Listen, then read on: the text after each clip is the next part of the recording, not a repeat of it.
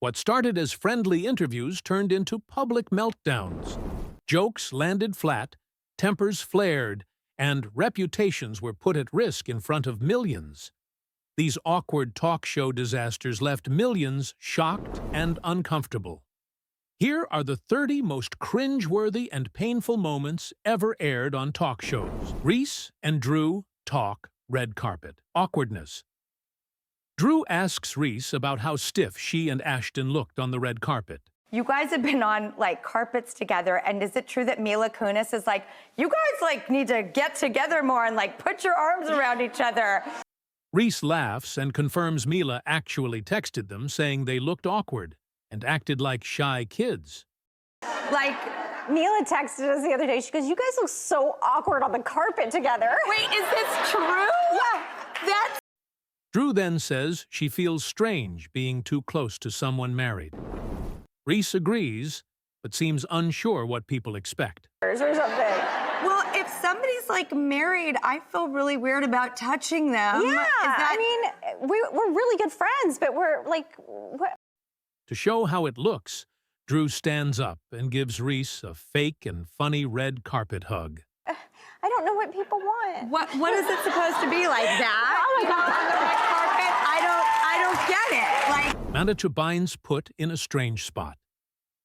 Things get awkward when the host suddenly brings up Amanda's past tweet with a strange and bold comment, catching her completely off What's it like to get your vagina murdered? I don't know. guard. Amanda smiles awkwardly, but her face shows she was not expecting that. She gives a short reply, but she meant it. Fuck me, Drake. The things change again when Diana brings up the same tweet more seriously. Amanda looks calm but starts to explain. Then, to murder your vagina. I actually wasn't being insincere. I was saying, murder my vagina.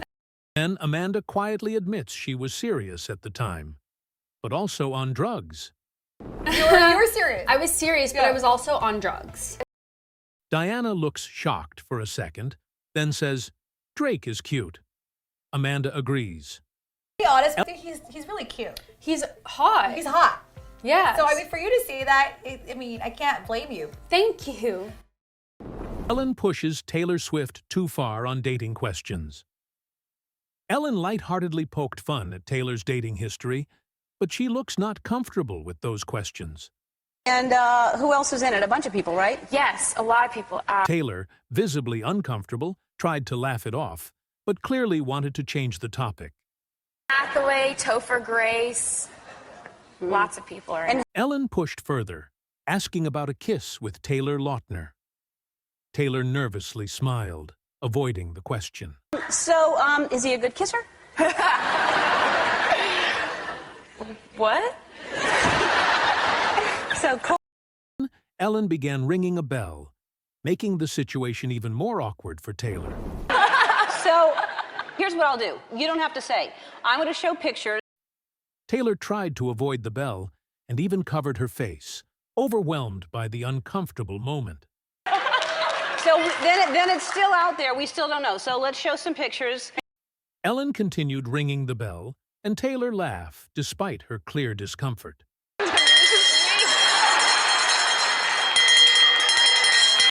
Britney Spears and the plastic surgery question. The host hints at a hot topic, trying to be playful, but the tone feels off. There's one subject we didn't discuss. What was that? Then, without warning, he bluntly says it. Britney is caught off guard. Your breasts. My breasts. She repeats the words, confused and clearly uncomfortable. Her You seem to get furious when a talk show... nervous laugh says it all. She is not okay with this. You seem to get furious when a talk show host comes up with this. Trying to stay calm, she answers carefully and denies the rumor. I think if that's what you want to do and that would make you happy, then I see nothing wrong with it. But I haven't done that. But Britney takes control of the situation, addressing the rumor with a calm, collected response. And, you know, some of the fans that look up to me, they either think bad of me or they may want to go out and do that. But that's not my fault because the press started that. But Exactly. if you want to do that, that's fine. But The time Britney Spears was pushed too far. Diane Sawyer starts calmly, but her words begin to dig deep. Britney stays quiet, clearly holding back emotion. You've had a year that would test a lot of people. Illness in the family. Britney tries to laugh it off, but her smile feels nervous. She shifts in her seat, like she wants to be anywhere else. Then, yeah, it's kind of weird. Ah, weird. Hello. Then it gets painful. Britney lowers her head, voice cracking, and starts crying. She hides her face with her hand. Ew, I'm embarrassed. Can we stop? That moment said everything. Britney was not just answering questions. She was breaking down on live TV. Mariah put on the spot on live TV. Ellen casually brings up rumors about Mariah being pregnant, like it is no big deal, but Mariah is not okay with it. And then the other thing is that people are saying that that you're pregnant. There's rumors. Don't discuss that. Mariah tries to brush it off, says she does not want champagne because it is fattening, but Ellen keeps going. Mariah I can have some champagne. It's just fattening. So, You can't have champagne? finally calls it what it is. She says it is peer pressure, and she is right. No, Are you trying I'm to not just- going to ask you if you're pregnant or not. But Ellen keeps pouring and smiling like it is all just a game. The audience laughs, but Mariah is clearly uncomfortable. I'm just Peer gonna pressure. say. Do you see what Ellen is doing? This is peer pressure. No. She takes the glass, but tries to change the mood with a toast about the future. She is doing her best to keep it classy. Why would we toast to that? When she barely sips the drink, Ellen loudly says she must be pregnant. But Mariah just looks tired of it. You're pregnant. You're pregnant. You are pregnant. Jon Stewart destroys Crossfire. The moment Jon Stewart sat down, he made it clear he was not there for small talk. I don't. I'm here to confront you because we need help from the media.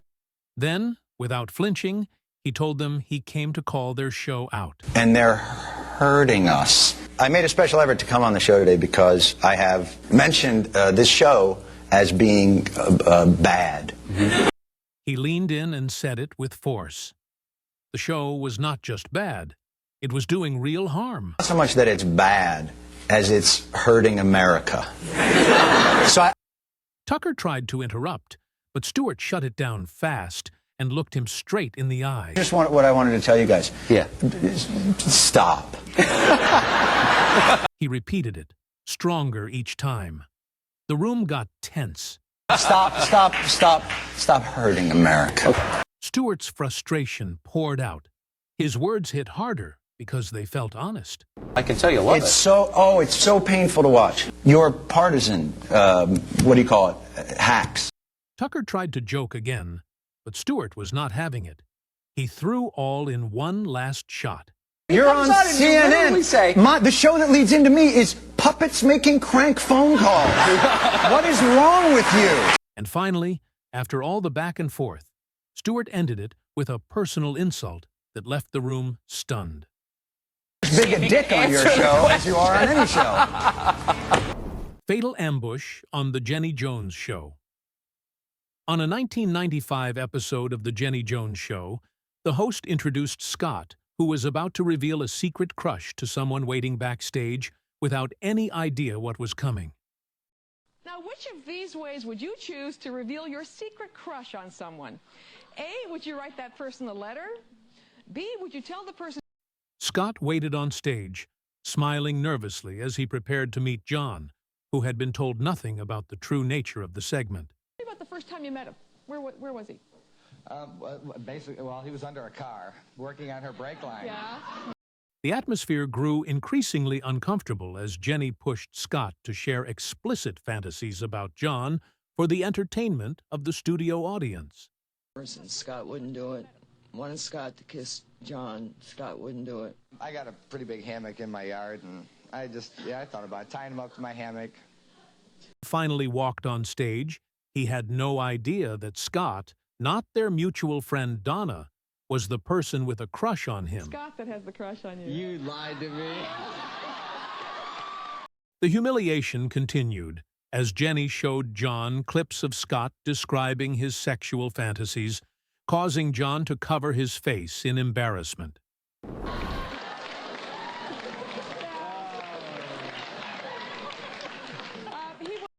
John tried to make it clear that he was not interested, looking visibly uncomfortable throughout the segment. Can you tell us what your status is? Are you involved with anybody, or? No, but I am definitely heterosexual, I guess. The tragic aftermath occurred just 3 days later, when John, after drinking with friends, purchased a shotgun and killed Scott at his home. He goes home and he sees a note written by Scott that if you really want to get it off, I'm the only one who has the right to it. Marilyn Manson leaves everyone speechless on live show. During an episode of Talking Dead, Marilyn Manson started saying some really odd things while trying to explain a point using zombies as a metaphor. Life, which I like to use. I always use zombie as a metaphor, you know. Then it took a sharp turn. He mentioned a pencil and gave options that were just weird. The host started to look confused. You know, if you're stuck in a situation, you got a pencil, piece of paper, you can either write a suicide note, you can stab someone, wipe your... The room went awkwardly quiet. Manson clapped his hands and said, "People can just do whatever they want." Stab someone, wipe your butt with it. You can do... The host gave a very forced clap with a stiff smile. Everyone looked unsure how to react. Whatever you want. That could hurt. You know, like... To match how strange and out of place Manson's comment was, the video cuts to a famous scene from Billy Madison that really summed up the vibe. Just said is one of the most insanely idiotic things I have ever heard. Aubrey Plaza's strangest act on talk show. This started as a regular episode of Ellen. But what happened next felt more like a prank show than a daytime interview. Aubrey showed a dental tool she uses for her work.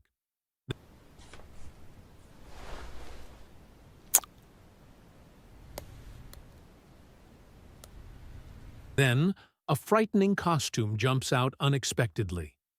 This causes a big scare for her. She reacts strongly in surprise. Ellen laughs a lot at the sudden jump scare.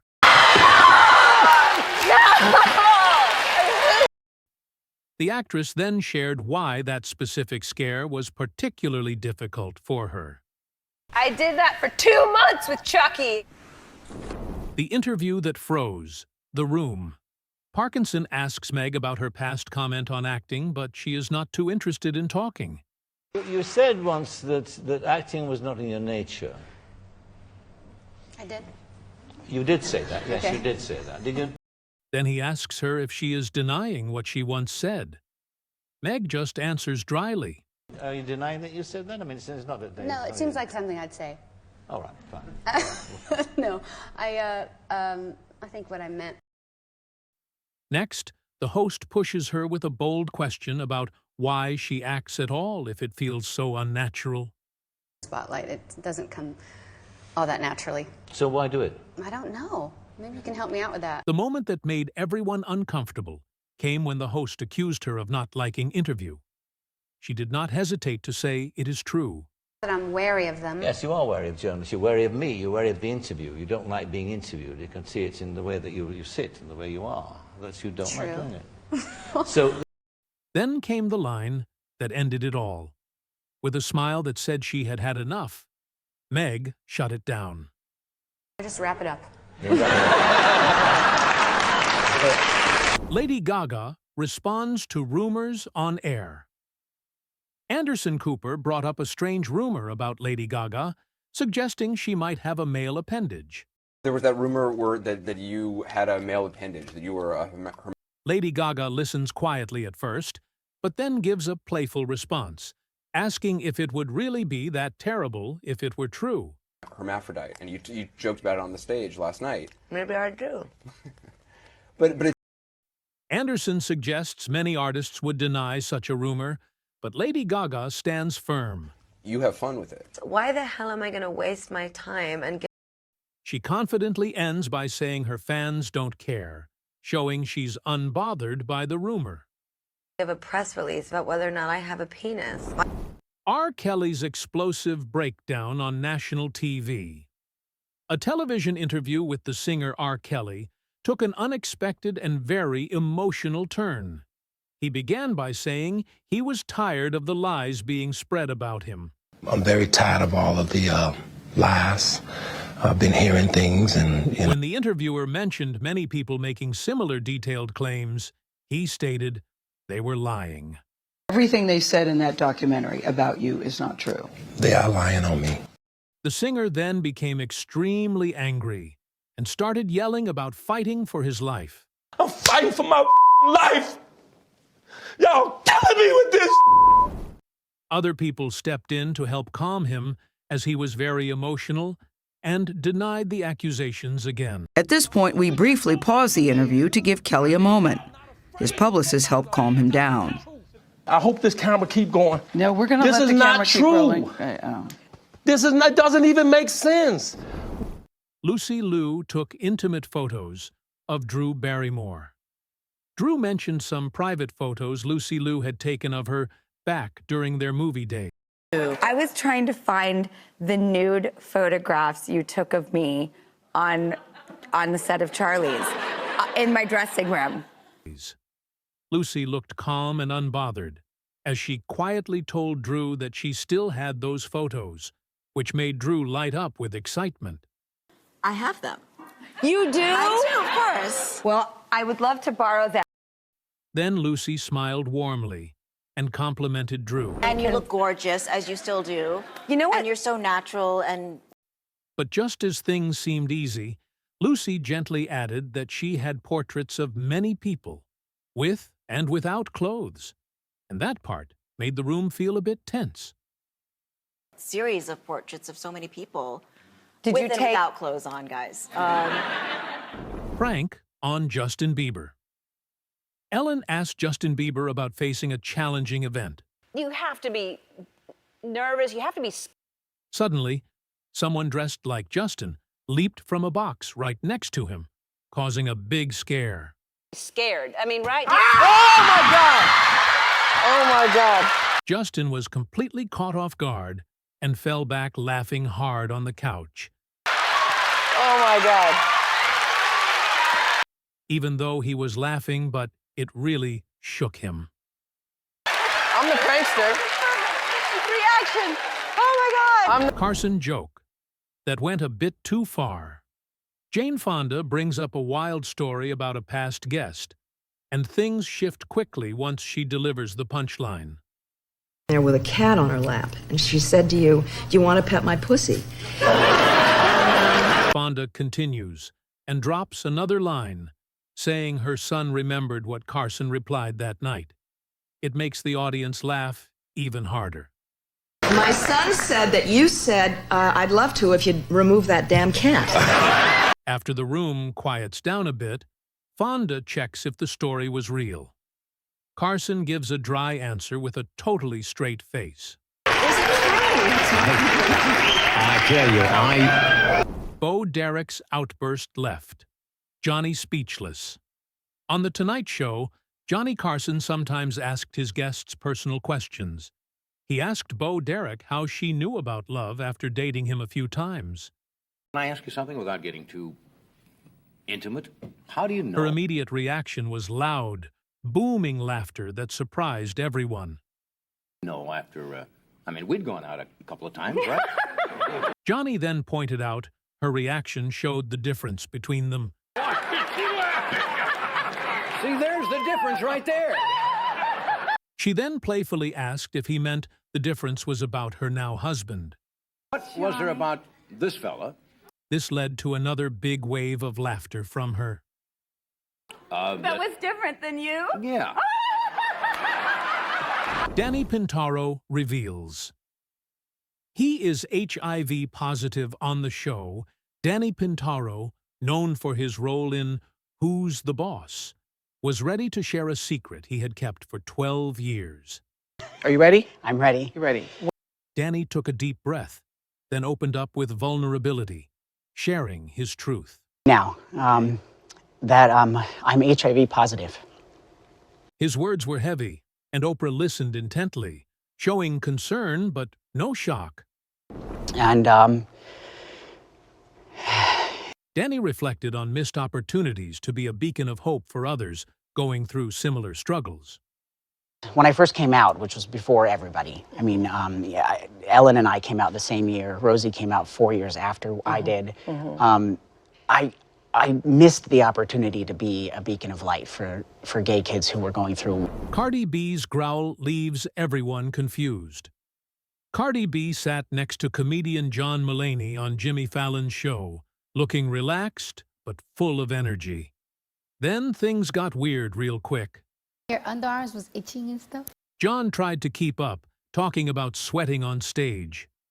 But his nervous habit talk took a strange turn. I do a thing when I'm nervous to calm myself down. Me too. What do Cardi jumped in, leaned forward, and made a growling noise while grabbing her chest.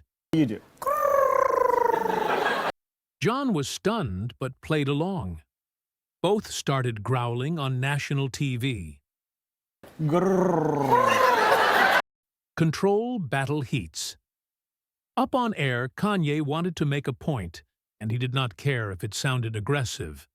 Half your race? No. So I am the black person with the black experience that's worth $11 billion and is the most influential person. He strongly stated his right to question things, interrupting the host. You can't tell me with your accent that Kanye quickly shuts down Piers again, raising his voice and hands, not letting him speak. No, you're not. You're gonna. No, I didn't finish my question. Well, hang on.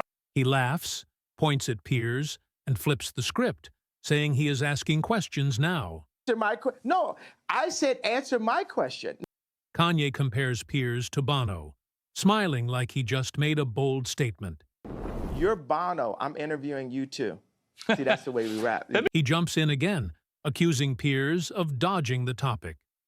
So no. You're trying to avoid. Then Piers copies Kanye mockingly, adding to the awkwardness. You're trying to avoid No. La, to put quite a phrase. I'm gonna. Shannon Tweed walks out on Gene Simmons Live on Talk Show. Joy brought up Gene's past, and Alice made a quick joke. Everyone laughed, but it planted the seed. Days, Gene Simmons was on the show. I've heard this before from him anyway. He claims that he had sex with 5,000 women. Do you believe that? At the same time? No. Oh. Joy threw in another jab, setting up the tension. If that's true, wouldn't he be in traction at this point? Yeah. Gene answered with a joke. Shannon's face changed right away. How's your back, Gene? my back is good. My schmeckle, not so much. Shannon slammed the desk and stood up. That was it. So much. That's very nice of you to joke about. It's a joke.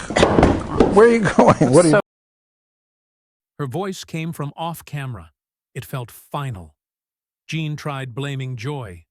She was not having it. So rude for you to joke about it. I was just joking because she's a comedian. Here, these back on. It suits you. Thanks for the question. I'm sorry. You're blaming it on me? Don't put this on me. Joy called to Shannon. Her reply said it all. She's mad. She's mad. Lonnie Anderson faced an awkward moment. On The Tonight Show, host Johnny Carson had interesting guests. Carson noticed his band leader, Doc Severinsen, seemed quiet and wondered why he was being silent. You've fallen quiet over there. As Carson jokes with Doc, Doc suddenly leans forward and stares toward the floor near Lonnie Anderson's feet. But Lonnie seems a little confused.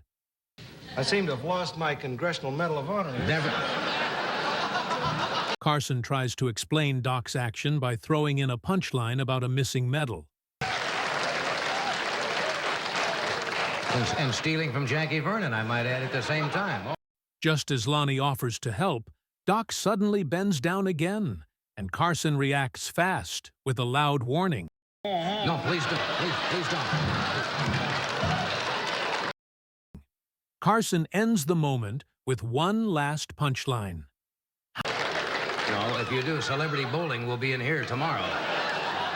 Howard Stern's secret gets laughed out loud. During episode of the Opie Radio podcast, the topic of Howard Stern possibly being a grandfather came up, and the way it was handled was both funny and awkward.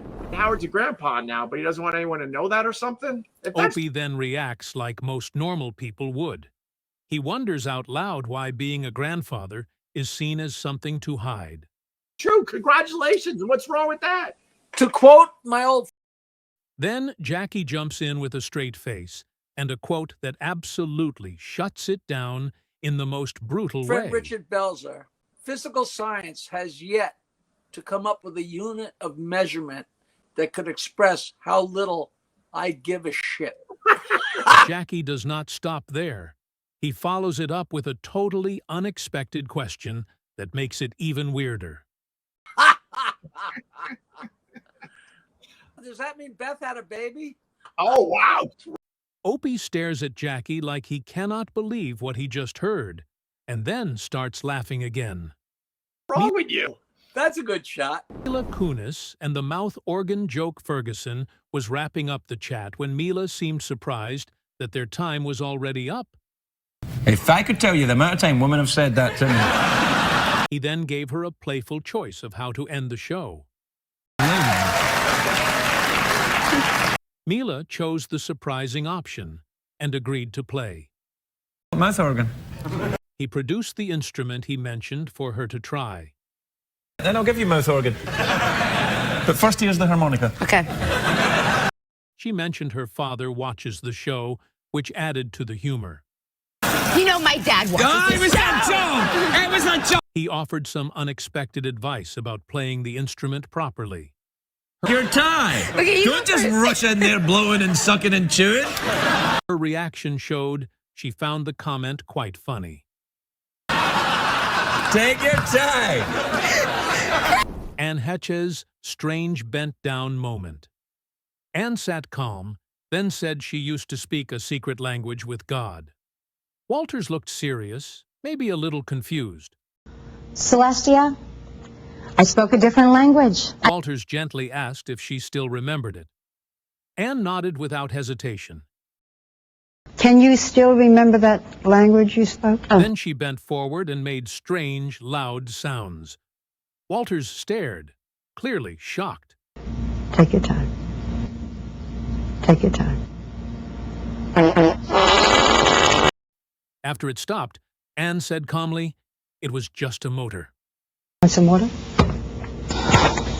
When asked if she knew what it meant, she quietly said, no. I don't know where it came from. I do not even know what it means. Tyra Banks. Asked Robert Pattinson to bite her things went from playful to straight up strange when Tyra leaned in and told Robert to bite her neck. All right, well, I want you to bite me right now. Really? I want you to bite me, Robert. Where? On my neck. Robert looked unsure, but he leaned in anyway. And then it actually happened.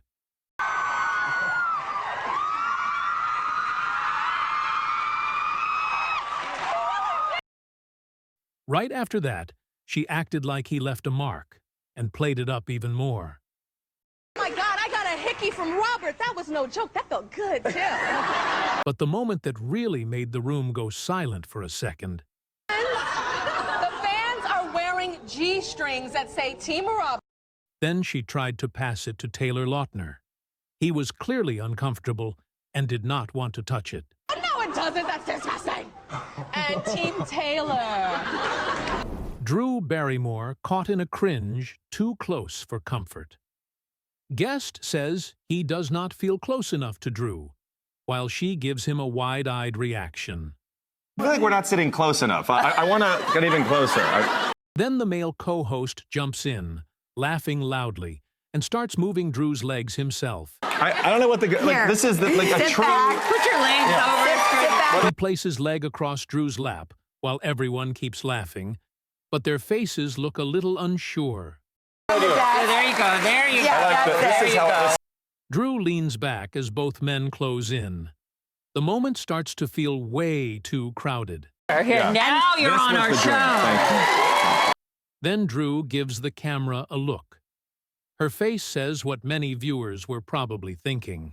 This is the best. Be sure to check out Kim Kardashian breaks down while recalling Paris robbery. David Letterman asked her about the terrifying Paris robbery. Now, the robbers are dressed as policemen. Is that what I infer here? Policemen with masks on. How many were in the room with you? 2. Kim describes how the robbers brought the building concierge with them. Just the 2. But they brought in the concierge from downstairs, handcuffed, with a gun up to him. Kim tried to stay calm, but when she got to the part where they grabbed her, she started to lose control. And I was just so startled. I was like, you know, what? Like, it didn't compute to me for a minute. And then the guy goes, the ring. And I had put it up by the side of my bed. So I handed him my ring. When she said she had nothing under the robe, her voice got shaky, and she covered her face.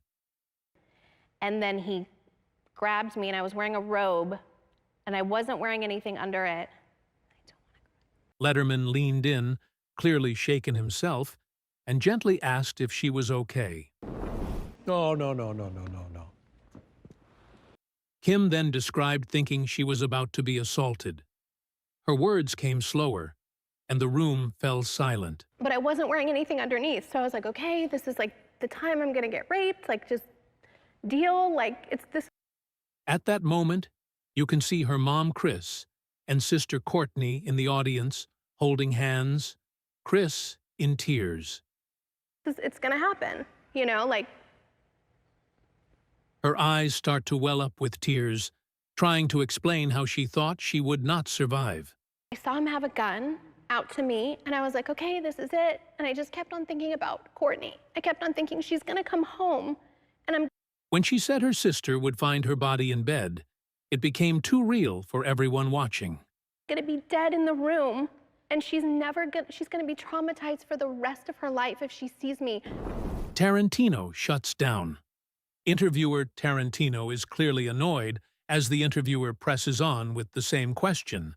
But things take a sharp turn when he responds firmly.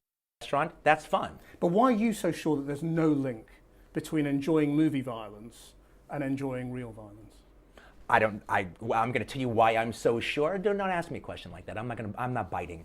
I refuse your question. Why? Because I refuse your question. I'm not your slave and you're not my master.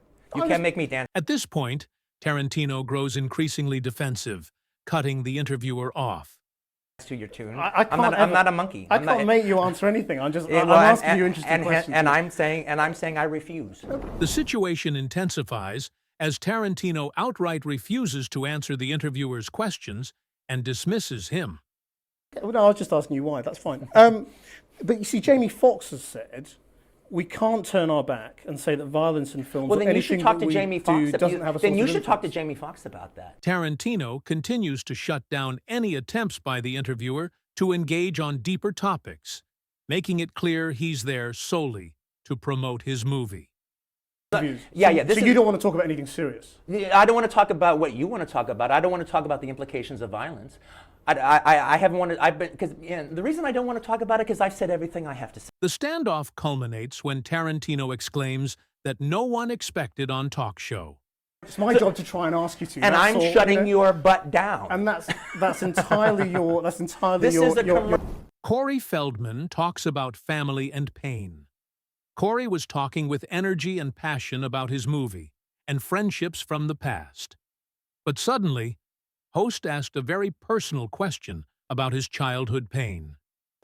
Would not, on some level, making peace with your childhood work? The host asked if his parents were part of the pain he went through. Because of the exploitation part of it? Corey nodded and corrected the number of years he had been distant. Since the book came out, so maybe not 30 years, 15 years. When asked how much money he lost, Corey gave a quick but heavy answer. You have an estimate of that? Millions. Then came the hardest part. He said the man who abused him was also the one who helped free him. I went to start the emancipation process, which, by the way, was gilded by and championed by the pedophile who was in my life that my father assigned to me through his work. So this pedophile comes in and, hey. He looked worn out and said he never had real parents to count on. Getting the lawyer, getting to the emancipation part, and then proving to the courts that I was able to sustain a life without being supported by parents, because I was never supported by parents. Yeah. And then he said something that truly hurt to hear. Have a mom or dad bail you out. I will never know what it's like to have your parents pay for your school. And those were just some of the moments that made everyone watching feel secondhand embarrassment. If you enjoyed this list, hit that subscribe button for more. Let us know in the comments which moment shocked you most and what topic we should cover next.